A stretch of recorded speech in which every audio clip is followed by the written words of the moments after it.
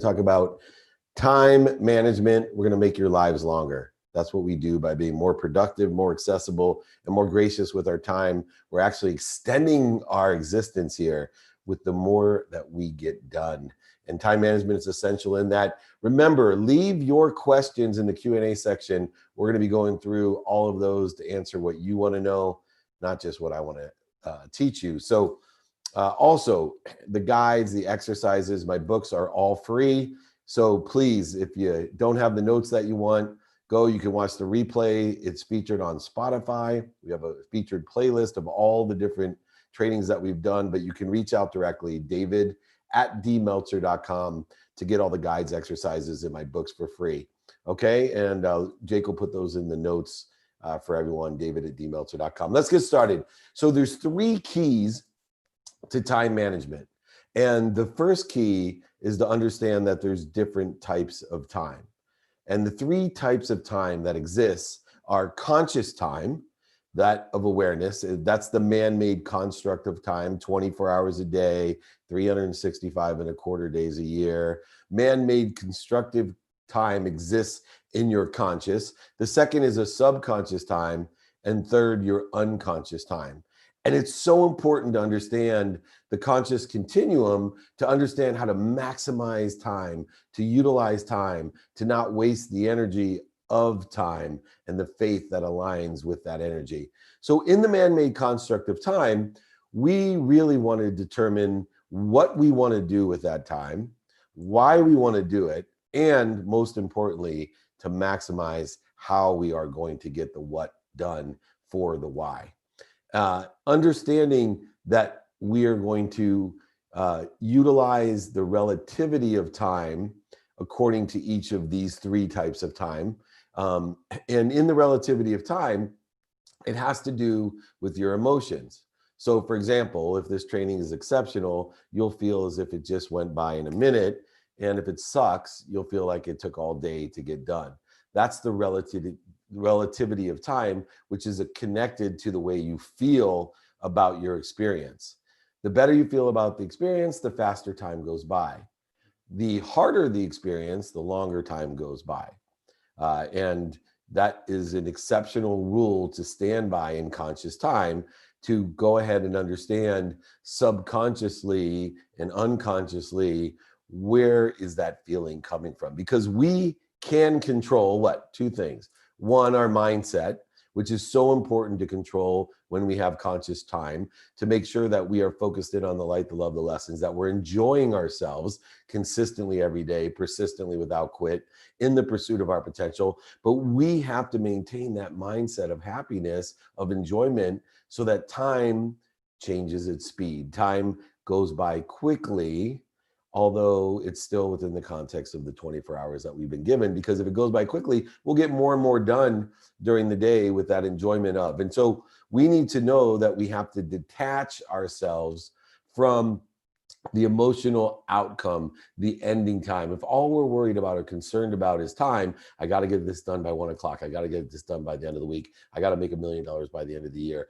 All of these constructs of time consciously creates resistance, void, shortages, and obstacles. It makes it more difficult to get done. And although in perception it lengthens time, what it really lengthens the time of is when we're going to get to the what for our why, and lengthens the how. It makes us statistically unsuccessful in what we're doing. It creates inefficiencies in what we're doing. So we have to understand both the mindset and the heart set, the emotions, how we feel about time consciously. And we will get to utilize in the conscious respect of time how that works pragmatically.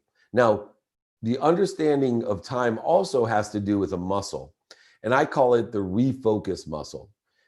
Some people say that we can duplicate and triple and quadruple the way we utilize our time by multitasking. We can do 2 things at once, 3 things at once, 4 things at once. I am going to dispel that myth for everyone. You can only do 1 thing at a time.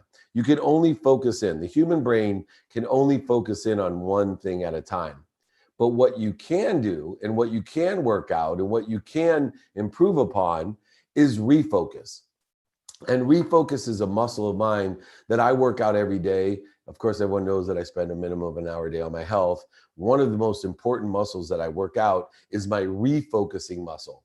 Because what happens is if I'm looking here or I'm looking here and I look back, you guys can see that I'm looking in two different cameras, right? Anyway, our brains move so quickly that people can't perceive or identify the refocusing. So when you see someone that looks as if they're doing 3 or 4 things at once, what they have mastered, what muscle they have worked out is the refocus muscle, back and forth, boom. It looks as if I'm looking into both cameras, but I'm not, because it goes so quickly. And you actually can work out consciously your refocusing muscle so you can be double, triple, quadruple productive by appearing as if you are multitasking, but actually just working out a refocus muscle that you can only do and focus in on one thing at a time. So you might as well be able to refocus quicker than anyone else. An extraordinary muscle to work out. You must be conscious in order to do so. Now, subconscious time. The second type of time.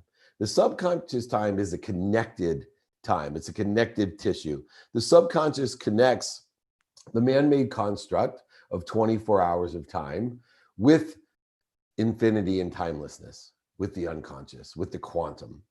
And this connective tissue is so important because it also requires a refocusing muscle. We focus in on the conscious, we refocus in onto the unconscious, and in the subconscious, how do we work that out? How do we utilize our subconscious focus? Well, there's 2 ways that we do so. One is meditation. Meditation is the active subconscious practice of quieting, the active subconscious practice of quieting. I utilize theta meditation, THETA, and if anybody's interested in quantum healing or theta meditation in order to raise your awareness, raise that vibration and frequency so you can refocus faster. Refocusing faster elevates our awareness. But if you want to do that, go ahead. You can email me. I'll get you all the information, david@dmeltzer.com. But utilizing this connective tissue of the subconscious to take the man-made construct of time, the pragmatic materialization of what we're perceiving, and allow it to start programming our unconscious infinity, our quantum being, our unconscious concept of time. Something that is the most efficient, effective, and statistically successful activity that we have. And in order to do so, we need to use meditation to build that muscle of quieting. The muscle of quieting, which elevates our awareness, allows us to refocus and allows us to extract the emotional incongruencies that exist between the conscious, subconscious, and unconscious. We can actually use meditation to create a greater flow, to use it to get rid of the interference, corrosion, corruption between you and that unbelievable source of light, love, and lessons, the unbelievable source of timelessness. Now, not only is meditation key to the refocusing muscle, but we have an auto drive subconscious, and it's our sleep. And everybody knows me and sleep, that I have my tomorrow starts today always with sleep. My tomorrow starts today because the warm up to sleep, the warm up to the 8-hour habit that everybody shares every day is not what you think. It's a warm up, but it's really an unwinding. And the warm up to sleep is to unwind, to get yourself back to that quiet place, that baseline of meditation, your higher frequency, your best awareness, actually through quieting, refocusing and building that muscle of refocus from the conscious to the subconscious to the unconscious in a complete continuum that allows you to access everything that you want in a timeless atmosphere with unlimited capacity. And we need to use our sleep in order to effectuate that subconscious connectivity. That subconscious can not only store information that we utilize consistently, persistently in the pursuit of our potential every day through the cellular memory that we have, being consistent and completely pounding the memory that we have in our cellular tissue to program the subconscious, but through sleep as well, we're accessing information that's programmed in the subconscious, and the subconscious is communicating back all of the activity consciously that we have stored by being consistent, persistent in that behavior, by focusing and refocusing in the proper activities that we have under that what, why, and how. So that continuum through the types of time, one, conscious time, two, the connectivity of time through the subconscious, leads through refocusing, meditation and sleep being the vehicles that we utilize in order to effectuate better use of our time, more efficient, effective, and statistically way of using time. But even more importantly, it changes our unconscious time, which sends a beacon or a frequency to what we want. And the key to unconscious time is the relativity of time, that there is none. What do I mean by that? In unconscious time, you actually extract time because it's limitless, it's infinity. And where we find faith outside of the pragmatic conscious and subconscious beliefs that we have, actions, words, sayings, all the senses and memory. But outside of all that, our unconscious time is our best illustration of faith. And so what I do to practice not only the focus and refocus, but to practice faith is to, in my daily decision making, when I take inventory of my values, my personal, experiential, giving and receiving values, when I extract time in my decision making process, I actually come to the higher sense of intuitiveness, the higher sense of myself, the higher decision-making capability that is based off of not the man-made construct of it has to be done at this time, it has to be done in this way, but simply it will be done at the right way at the perfect time. And I have faith that this will happen in an abundant way to the greater good, that I have full faith that I don't know what I don't know, but by putting my best effort forth, I will be guided and angled towards something better, a better situation, or make my situation better. That's what faith does. So if I have a decision, and here's the irony of making decisions by extracting time and utilizing your faith, is it is also a practice.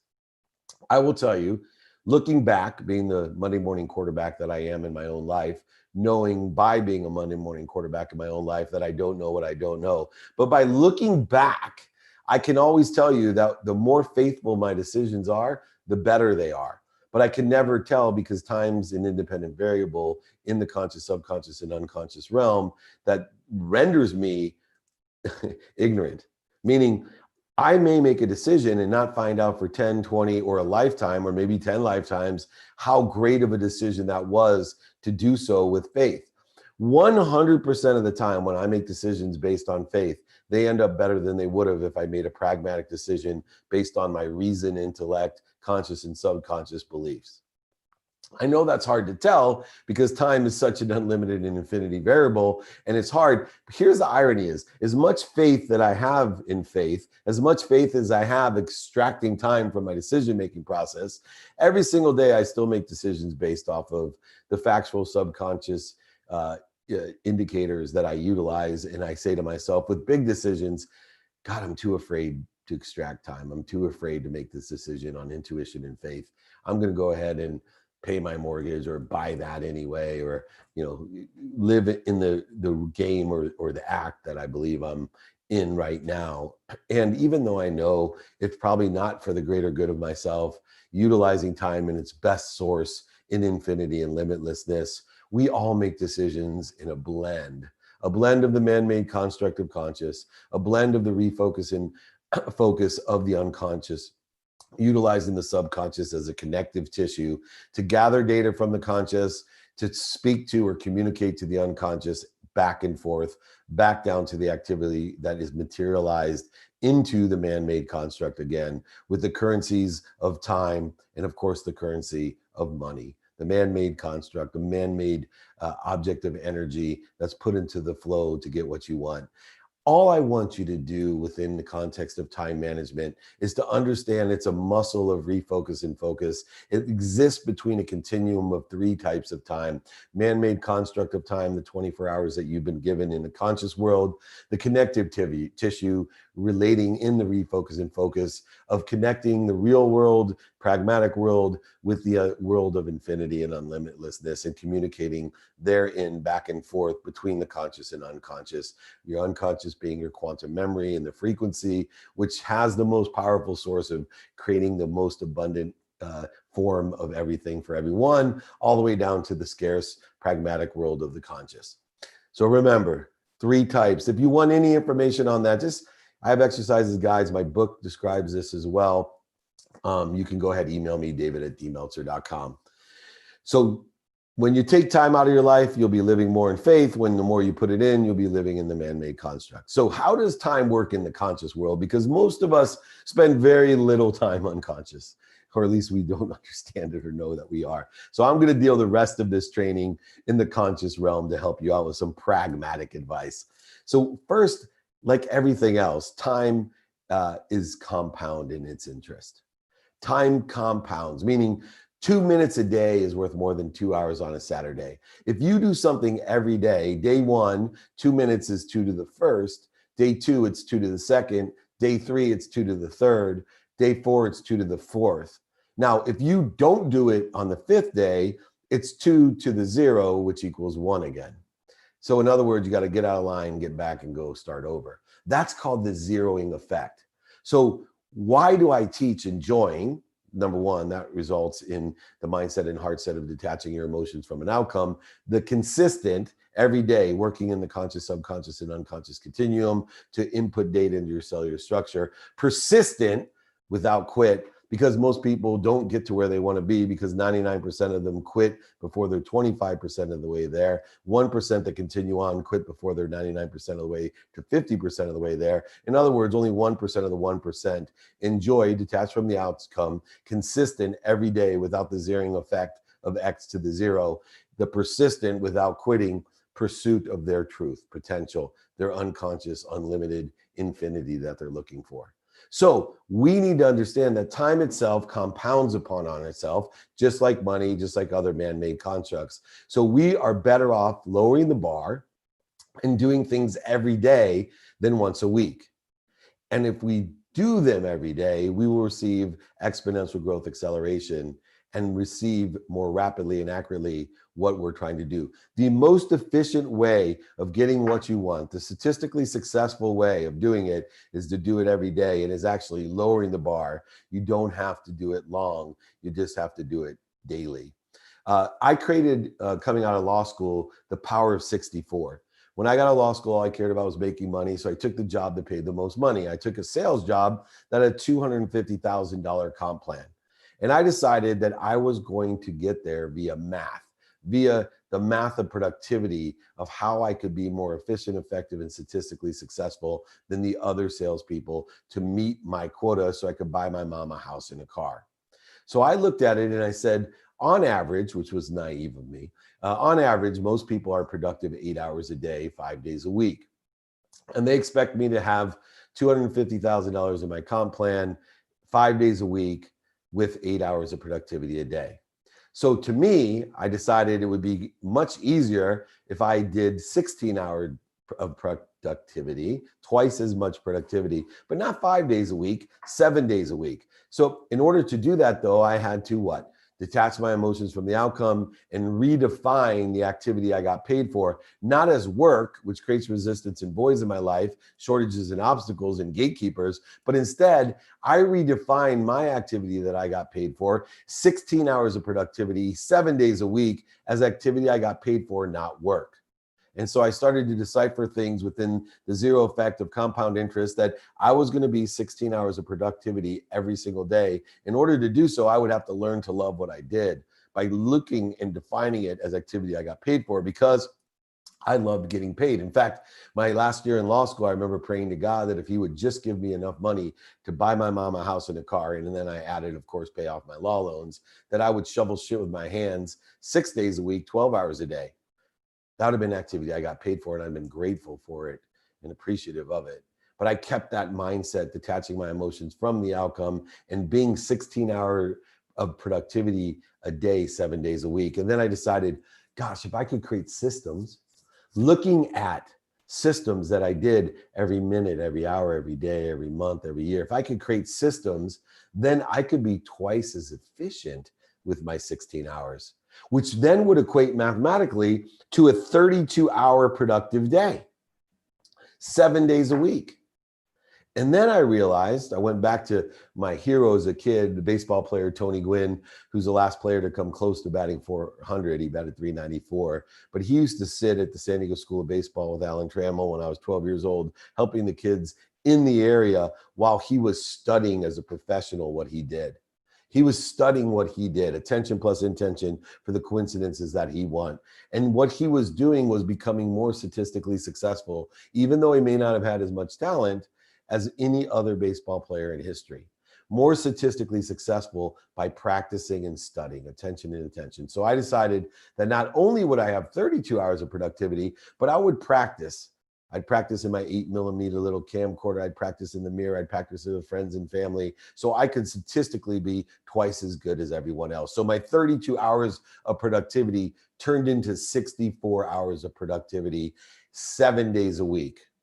That's 8 days of productivity every single day of my life, 7 days a week. That's 56 days of productivity every week.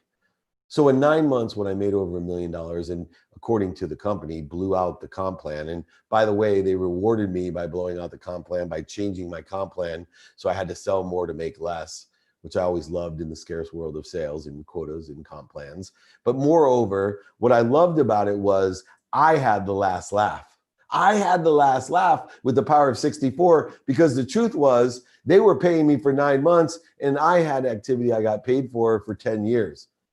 I bent time through the subconscious and unconscious continuum through using the compound interest of time, detaching my emotions from the outcome and focusing in on the efficiency, effectiveness, and statistical success of what I was doing. They gave me all types of rewards and paid me through their teeth because I had activity I got paid for 10 years and 9 months. Like I said, you can imagine I've been doing this since I was 24 years old. In productivity years, I really wonder how old I am, how much activity I've got paid for. I'm probably one of the most underpaid. I probably don't even hit minimum wage. I just beat people with math with the power of 64. If you want to learn about that, totally connected to goodness, just request that book from me, david@dmeltzer.com. Be happy to sign it, send it, email it, whatever you want, audio it to you. Now, in the efficiency, there's one more pragmatic trick that I love, and that's the 4-minute search. The 4-minute search to me started when I started realizing that every morning, every single morning, I brushed my teeth, flossed my teeth, and drank some Listerine. But I realized that in the morning, I would forget which side of my mouth I started on, and I was very inefficient in how I brushed my teeth, flossed my teeth. You may have activity, especially in the morning, that you do, and you lose track of time because we're not focusing and refocusing and practicing that muscle that we talk about. We start in the subconscious, not being able to refocus back to the conscious. That was happening to me when I was brushing my teeth. So I decided to put a little bit of clock next to when I did it, and I realized that on average, it helped me get back to center or to focus and started working out that muscle. The clock helps me do that, focus and refocus. But what I realized, it took me on average 6 minutes to brush my teeth, floss my teeth, and take the swig of Listerine. And I said to myself, what if I got hyper focused and could do it in 2 minutes? I would save 4 minutes a day, 28 minutes a week, 2 hours a month, 24 hours of productivity a year for the rest of my life. That is 3 full days of productivity, all because I shaved off 4 minutes from brushing my teeth. So I started going on the 4-minute search. Everything I could do to save 4 minutes every day, because I knew if I could figure out a way to save 4 minutes a day, as many days as I could, it would turn into 3 full productive days a year. And over 10 years, that's 30 productive days, an entire month of productivity I could have, not counting all the other things I did. So go on a 4-minute search. Find 3 extra days to go on vacation, to make more money, help more people, have more fun. Whatever you want to do, you can change and bend time through that continuum. Now, finally, most pragmatically, what are the 5 daily practices to time management?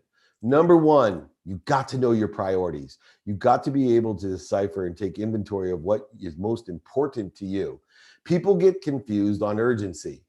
Roosevelt said, you need to prioritize about what's most important first.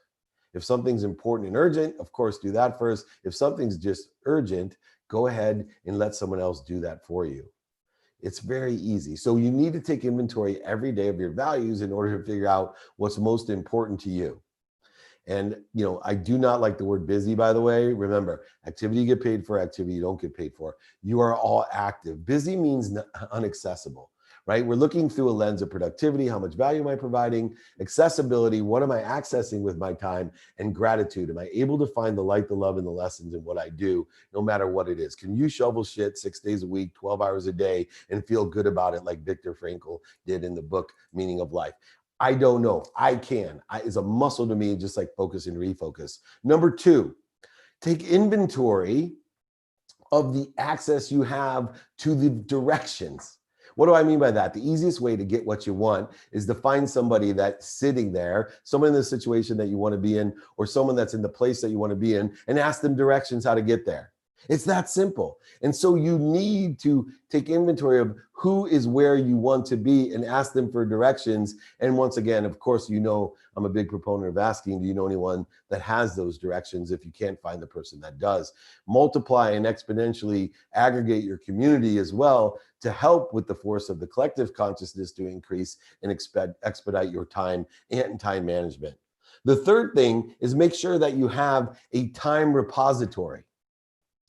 What does that mean? I, of course, use my calendar. I'm a student of my calendar. I pay attention to and give intention to all the coincidences I want in the day, the what, the why, and the how, all aggregated into one. Do it through the lens of productivity, accessibility, and gratitude. I study what I have planned every day. I study what I don't have planned, which most people don't do. I spend more time looking at a blank spot than most people will do all day, spending looking at the list of activities or action items that they have. I'm actually studying nothingness to get to limitlessness and infinity. Study the nothingness that exists within the context of your repository. And then finally, of course, I am studying sleep. Sleep being the continuum that allows me with the connective tissue to take the activities that I have during the day, transcode them into a storage, an intermediate storage, so I can communicate with the higher frequency, the higher self, via my unconscious competencies, characteristics, obsessions, addictions, a beacon in frequency that I'm not even aware of, that unconscious power that I have.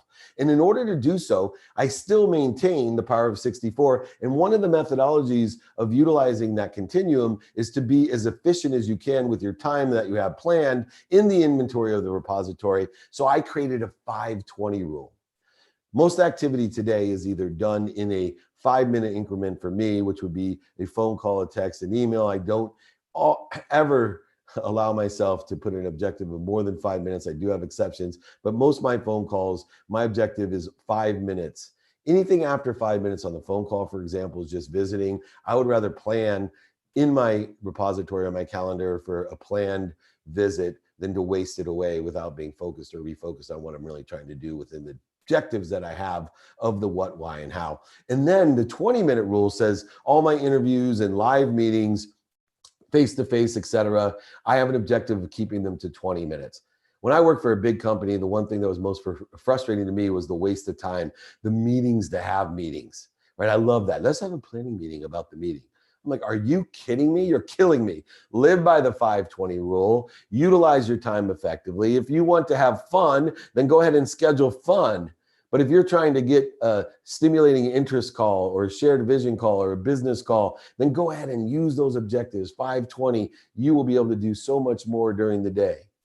I do at the end of each day, approximately 10 to 25-minute phone calls at the end of each day, at the last hour of the day, and usually get more done than most people do in a month just in that last hour of my day. Number 4, practice the present. Practice the present. You got to have routines. You got to have an adaptable routine. You got to make sure that the adaptable routine is based on the inventory of your values and, of course, doing it now, right? 100% of the things you do now get done. The difference between efficient, effective, and statistically successful people and others is they get stuff done. So ask yourself, can I do it now according to my values? And if so, do it. If not, put it into that repository, evaluate by what's most important first the following day. And then finally, as we finish up, you got to practice not wasting time, right? My perspective always is it's unbelievable how much time we waste. And it, of course, is directly aligned with our egos, right? Trying to have an employment status that's irrelevant, trying to get more of irrelevant materialistic items to impress people that we don't even like, or even worse, spending our time seeking the approvals of others, trying to satisfy what other people want, or even worse, what our ego doesn't want. And when we get it, we're resentful and disappointed. No, practice not wasting time. Imagine if I could save you all the time since the day you were born that you've spent worrying about things that never happened. Imagine that. Every time I start to worry, I start to list out things I can do to get rid of the worry. Instead of wasting my time, emotion, money, and resources on the worry, on the offense, on the resentment, on the anger, on the frustration, on the anxiety, on the separateness, on the inferiority, on the not worthiness, whatever it may be, whenever I feel void, shortages, and obstacles, resistance to that great efficiency of the unconscious competency, the great efficiency that we have in the power of the emotional attachment, the refocus, one of those methodologies is very simple. Stop, drop, and roll. Get out of that. Go list out things that you can do to be more efficient, effective, and statistically successful. Do not dwell and dive into the waste of time. And if you do these things, know your three types of time: unconscious, subconscious, and unconscious. Understanding compound interest, and of course, the power of 64 with the 4-minute search. And then finally, having these 5 daily time management practices of taking the priorities and the access and repository and the present, all not to waste time. I promise you, you too will be more efficient, effective, and statistically successful. You'll be able to practice the muscle of focus and refocus. Others will be amazed by how much you could get done. You will bend time, extend time. You will live a life of millions of years within the pragmatic context of the man-made construct of 24 hours. You will be determined by the experiences you have of productivity, accessibility, and gratitude that you illustrate will show that you know how to utilize your time in order to what? Enjoy the consistent, persistent pursuit of your potential. In other words, be happy. If you want the exercises, guides, my books on this, just email me, david@dmeltzer.com.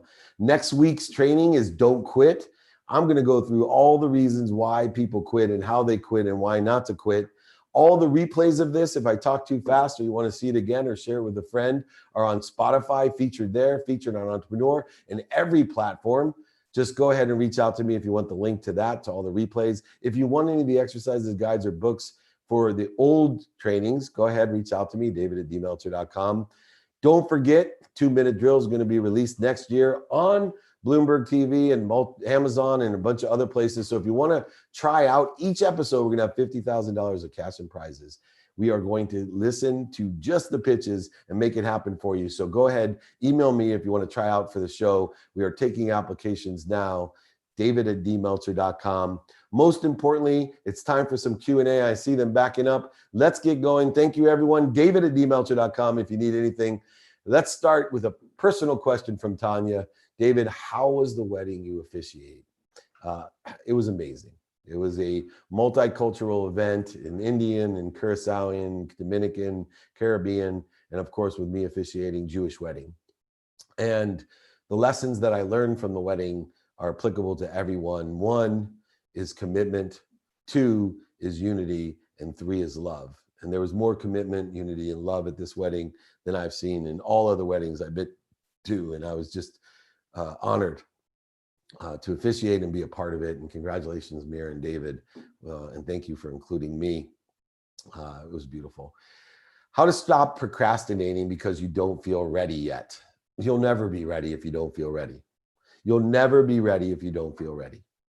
You have to look at all the physics, metaphysics, quantum physics, all the great Nobel Peace Prize and scientists in the world, all will tell you nothing happens until you move. So you'll never be ready. So in other words, lower the bar and get started. Just tell yourself 2 minutes a day. You want a challenge? Say thank you before you go to bed for 30 straight days. If you want to get challenging even more, say thank you before you go to bed and when you wake up for 30 straight days. I promise you, your life will change. Don't procrastinate. Do not be sick and high and broke on your mom's couch. Get off the couch and do something. Pick one thing. Pick 2 things the next day, whenever it takes, but make sure you do it every day, right? We understand the compound interest of time. All procrastination does is zeroes out what you want to do. It's the X to the 0 that makes you start over. Be consistent and persistent in your behavior, and you will exponentially, more rapidly and accurately get what you want. You will have time as your power source, not as your detriment or resistance. When it comes to facilitating the flow of value beyond the 120 principle, which I use, which means that everything I do has a quantitative guaranteed value, that I'm going to provide $100 worth of value and only ask for 20 back, and carry that energetically and emotionally as well. What other ways can you add value to others? Ask. The only way to add value to others is ask, what are you doing today? What do you like about it? What don't you like about it? Would it help you if? Do you got that? Write that down. You can email me. I got a sheet, an exercise on this. And it says, what are you doing today? What do you like about it? What don't you like about it? Would it help you if blank? If you use that template in order to effectuate value and then quantify it with the 120 rule, you'll have great statistical success. You'll increase the flow. You will also exponentially gain a community and be able to not only be of service or value to them, but also ask them, do you know anyone that could help me with blank? That's the formula. Template it out. Welcome to send it to you at david@dmeltzer.com. It works, guaranteed. All right, here we go. I want to work with you. Be as close to you as possible in order to learn as much as possible. I want to work with you. I'm 18 years old from London, and I want to be a millionaire. I want to be over a millionaire, and as fast as I can, he said, the next 5 years. I'm trying to teach him not to put resistance into this. I want your guidance. Look, I have free trainings. I have free books. I have free guides. I have exercises, all for free. david@dmeltzer.com. I have private groups that you can join. I guarantee their value as well. We meet every single week. You have one-on-one access to me, and you have a private group to network in. Reach out, david@dmeltzer.com. I have a specific sales group, private group that you can join as well. And as you get older and can afford it, I have one-on-one business advisory and personal life coaching, one of the top in the world to do so. I have all the help for you. All you have to do is ask, my friend. Email me, david@dmeltzer.com. Please, anyone, if you want anything for free, if you want to join the private groups, if you want the one-on-one experience with me, they're all guaranteed. All you got to do is reach out. Okay, david@dmeltzer.com. I can give you lots of content and assist you. I can be a part of your team, David. I can work for you. We're always open. We are open. Please help us. Okay, how do you work to be more efficient with common tasks? Look at that, alkaline 88. Whew, thank you. How do you work to be more efficient in common tasks? So common tasks, I start with the most common tasks. So most common tasks are tasks that I do every minute. Then I go to every hour. Then I go to every day, every week, and every month. And then I look for the 4 minutes within that. I look for systems that allow us or help that will allow me to be efficient, effective, and statistically successful. Those are the 3 different buckets that allow me to be more successful and be more efficient, effective, and statistically successful in what I do. So I look by what I do the most and then extend it out to what I do the least. And I find those 4 minutes of efficiency or more within the context of what I do by creating systems or asking for help. Create systems or ask for help. I'm going to repeat it one more time. Create systems or ask for help by studying what you do the most often and work your way out from there. What to do if it feels like most of your time is spent serving others instead of focusing on yourself? You need to shift the paradigm of value. This was a huge problem for me because I was successful in my mind and was getting false data from everyone else telling me yes and blowing smoke up my behind, right? Because of all that, I didn't realize that you cannot live your life giving to receive. It's a negotiation, it's a trade, it's a scarce, false pretense of abundance. The true abundance is giving what you have. In order to be truly abundance, you have to have more to give more. And so in other words, I shifted the paradigm of value from giving to receive to focus strictly on receiving with the right intent. And what is that intent? The intent is I receive for everything to come through me for others with appreciation, gratitude, and my values added to it. Gratitude, accountability, forgiveness, all added to it. all my appreciation goes to others. And I got rid of the imposter syndrome. I got rid of my biggest fear, which was receiving. I was worthy finally of everything I received. Why? Because I was faithful and true to the fact that everything comes through me for others. And that's what really made me feel good. I got rid of the whole give to receive, trade and negotiation. I simply am a conduit through the greatest source of light, love, and lessons, limitlessness and infinity, of abundance, of more than enough of everything for everyone that comes through me, and clearing the connection for anyone else without any judgments or conditions placed upon it. And you can do the same. I end up sleeping through my meditation when doing it prior to going to bed. Does it still do the work and have the same effect of what we want? What is the best way to do refocus at night so we do not sleep? Well, first of all, sleep is the same as meditation, right? It's a subconscious conduit, a connective tissue between the conscious and unconscious. Part of the reason you're falling to sleep is your practice of quietness is taking over, and you're just maximizing that. The difficulty of falling asleep is when we meditate, it's easier to communicate the subconscious learnings into the conscious world. When we sleep, we have a very difficult time understanding what effect we've had on the unconscious. So in order to use the refocus and focus from the subconscious backwards into the conscious world, we can start to use a guided meditation that may allow us to concentrate or refocus in on a conscious voice that will stop us from going deep into the subconscious or unconscious frequency. It's not bad that you're falling asleep. What I would prefer you do is to meditate both at night and utilize it to unwind, to fall asleep, but also in the morning to hide and find, in the morning to find your highest frequency. So utilize meditation like I do. I use theta meditation, THETA. Like I said, you can email me, david@dmeltzer.com, to get information on it. But I use it to find my higher frequency or awareness as a baseline for the day. I use it as a baseline so that I can plateau and grow. Most people live the myth of Sisyphus. If you know me, that's most people push a boulder up to the top of the hill every single day just to start over at the bottom of the hill tomorrow. Not me. I use meditation to find my highest frequency. You get one action during the day. My action's at the highest frequency. Just like you focus and refocus, there's one action. Everything else is a reaction to those actions. And then everything beyond that is a reaction to the reaction.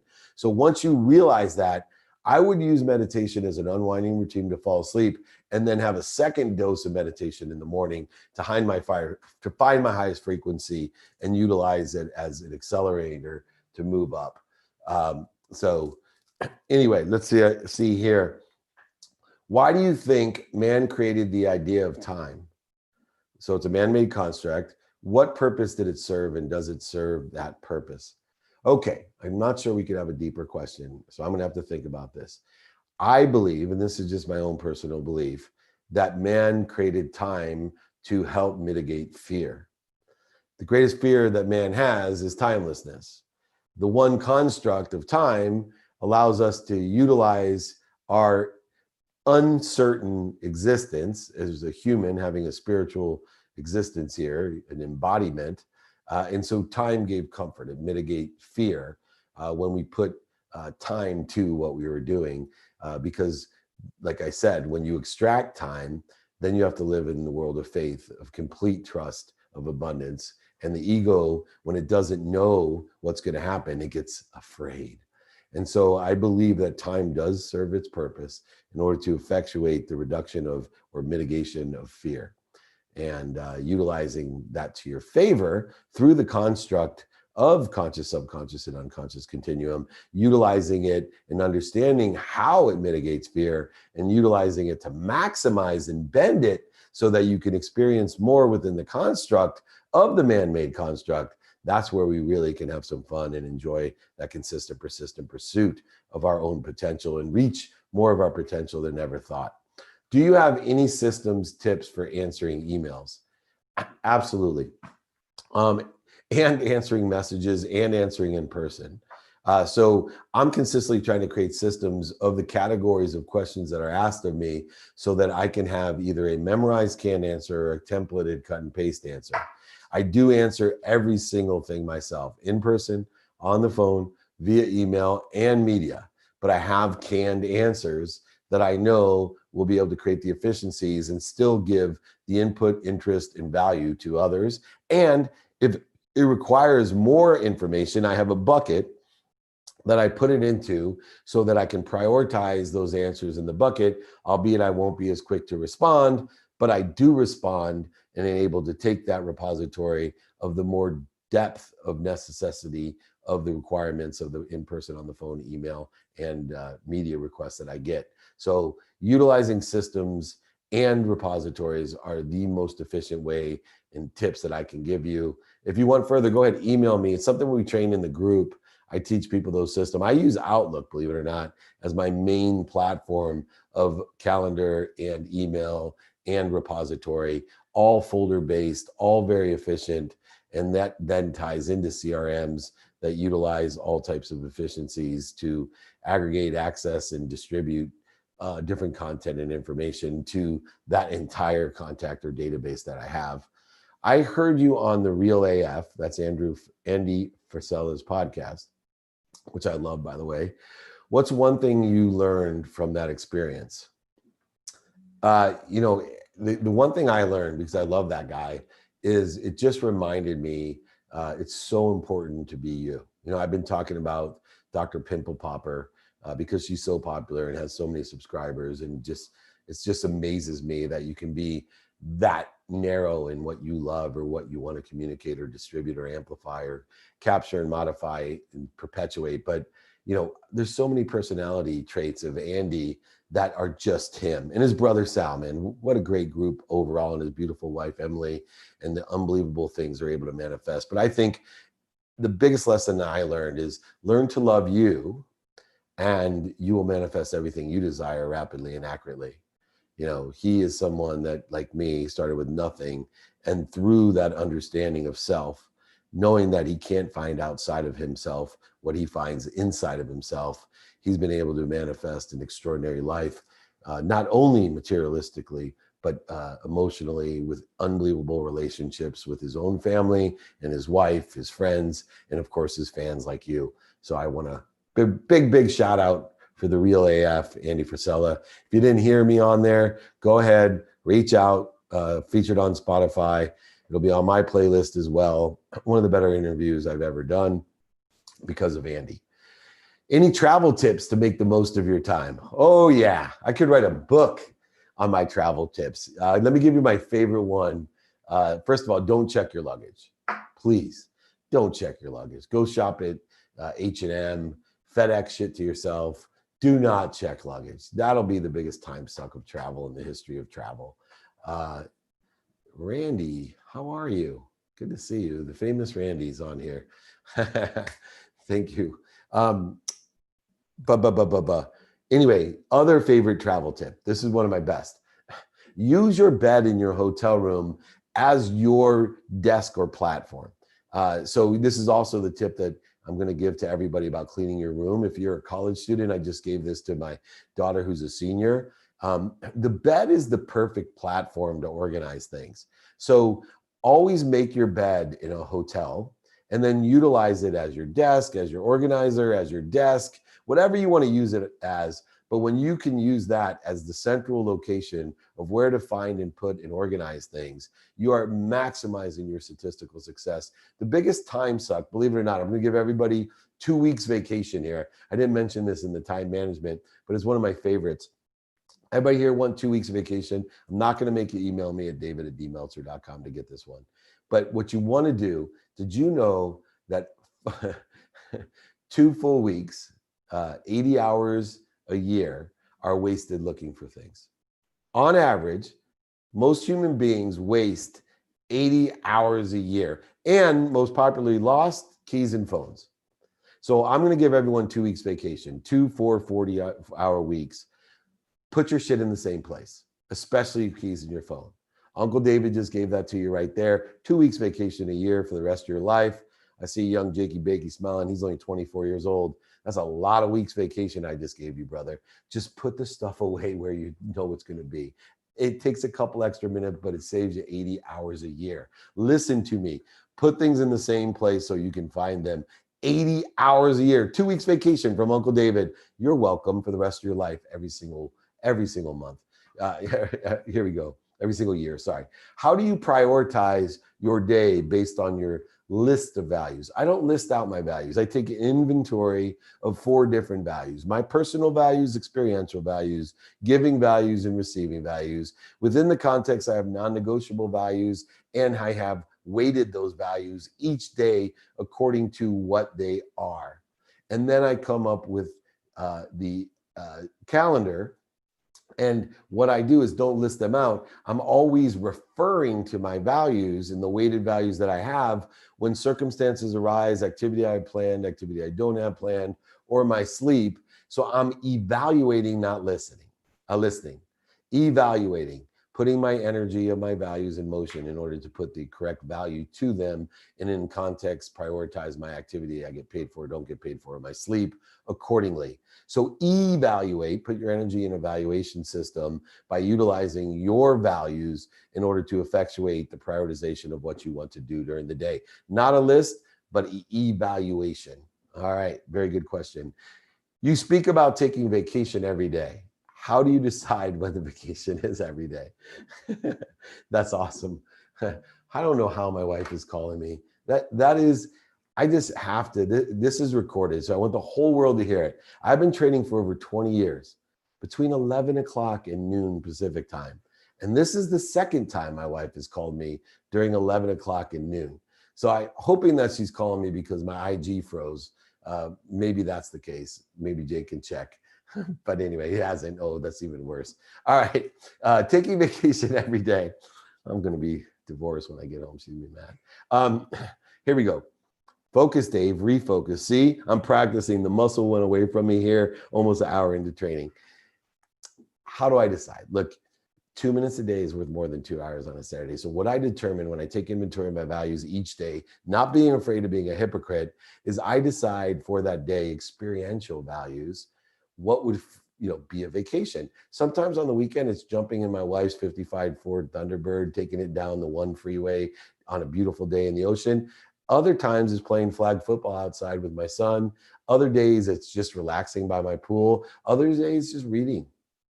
But I'm picking every day, utilizing my experiential values, giving, receiving, and personal values, what vacation time I'm spending. And I have a minimum amount of time every day that I spend on vacation, because 2 minutes a day is worth more than 2 hours on a Saturday. I'm not one of those people. I know there are. I know you're out there. I'm not going to be offended or offensive, I hope. But I just don't understand. People are like, I got to get away. I need to get off the grid for a month. What are you doing? What are you doing that you have to separate yourself completely? You have no compound interest in your life? Oh my goodness, you are killing yourself with productivity effect. There's no way that spending a month outside is going to make you more productive, accessible, and gracious for the other 11 months. It's literally, in my mind, metaphysics, quantum physics, and physics, in the quantum conscious, subconscious, and unconscious continuum. That is absolutely the biggest zeroing effect, I believe, in productivity, accessibility, and graciousness that you can have. But that's my own personal belief and my own personal being. I could be full of shit and not know what I don't know, but all I know is it certainly worked for me every single day with consistent, persistent pursuit of my potential. And I think it does say something that I never feel like I got to take off. I don't do anything I don't want to do. I learn to love what I'm doing, and I'm loving it. I have more energy, more positive feelings and inspiration and clarity in that connection than most people I know. So I think I'm doing things right. But like I said, I could be full of shit and just say, poo-poo, Dave, you don't know what the F you're talking about, which would be fine with me. And probably would be closer to the truth. With all the world of possibilities, can you speak to acting as it's here? Yeah, so for me, I believe everything's already here. And this one, I may be full of shit on, but I believe everything already exists. I believe in abundance. I believe enough of everything for everyone. I believe it's my job to clear the connection between me and all that exists in whatever time frames or illusions or different time zones there are.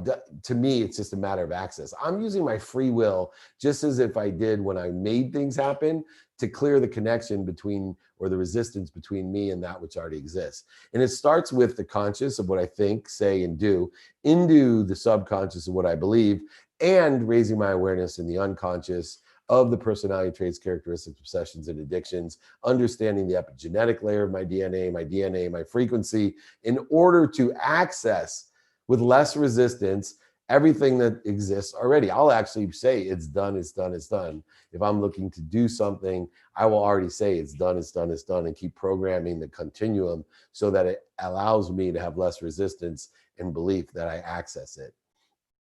How to figure out which priorities to dedicate time to. That's a daily activity of taking inventory of your values and allotting the time necessary to it. And in the non-negotiable realm of that, for me, it's a minimum of an hour a day of my health. If you don't take care of yourself, you can't take care of others. My wife gave me that blessing and that great piece of advice. That's why I adore her and don't mind that she calls me every time during training from 11 to 12, especially now that I do Instagram Live and it disrupts that. But moreover, moreover, I have no idea what I'm talking about. Refocus. Do you have any practices to help reduce worries? Yes, the fifth practice of the daily management. Practice not wasting time. Worry is your biggest waste of time. In other words, ego edges goodness out of your life. It edges time out of your life too. You have to identify what you're worried about and then stop worrying. Whatever it takes, you have to be ferocious and stop. And once you stop, breathe, get back to center, get to your higher frequency, which is why meditation in the morning is so important, because it gives you a baseline to go back to and understand where you're at, and then roll in the right trajectory. So the biggest practice is to 1, identify, 2, to drop, 2 to stop, 3 to drop, and 4 to roll in the right trajectory. Remember, when you're worried, your mind, your body, and soul are on fire. Stop, drop, and roll when you're on fire. I'm a new hard money loan broker. What is the best way for me to attract leads? Ask. I mean, talk about a great place to be and a great time. I got 6 clients for you, brother. David@dmeltzer.com. Give me a call. If you're not asking in person, on the phone, via email and media, radio, print, TV, and social media, do you know anyone that needs my help? I got money. You don't need good credit. Whatever your financial situation is as a hard money loan broker, let me know. I got tons of guys that need money, would love to talk to you. So please, David@dmeltzer.com. If you're not asking, you don't understand the universe. You can't ask enough, you can't ask big enough, and you can't ask often enough. You got to ask. Do you know anyone that needs my help? Do you know anyone that can help me? I'm looking for business in the hard money broker lending business. Go ahead, reach out, David@dmeltzer.com. Ask. Check your sent box, everybody. I do it every day to see how often I'm asking. Do you guys know anyone that can help me? I want more people to come to training, more people to watch the replays, to email me to get free books, exercises, guys, more people to join our groups, more people that can utilize our help. Please, I'm asking, please help me. Please just have them email me, David@dmeltzer.com. Last question. Since we all have 24 hours a day in the man-made constructs, 14 and 40 minutes a day, should we say we manage time or we manage the tasks we allocate against the constant of time? I would prefer that you manage the tasks, for sure. Right? That's taking the correct focus to be efficient, effective, and statistically successful at the task according to the man-made construct, because we already talked about the man-made construct changes in relativity in the conscious, subconscious, and unconscious realm. So absolutely great, Dennis. You want to manage the tasks by being more efficient, effective, and statistically successful using the lens of productivity, accessibility, and gratitude. All right, everybody, that's it. It's noon. I can go call my wife. Remember, if you want the exercises, guides, my books for free, for time management, or any other trainings I've done, email me, David@dmeltzer.com. I have a text community that you all can join. They're going to post it up there, 949-298-2905. Next week's training is Don't Quit training. Remember, all the replays are available to you on Spotify, featured there with a playlist on Entrepreneur. It's on every platform. Please reach out, David@dmeltzer.com. If you haven't applied to pitch on my new Bloomberg TV show, 2-minute drill, David@dmeltzer.com. $50,000 of cash and prizes for each episode. We got 12 episodes airing in January. Please reach out to me, david@dmeltzer.com. Most importantly, everyone, that's right, you know it, be kind to your future self and do good deeds. Have a great weekend.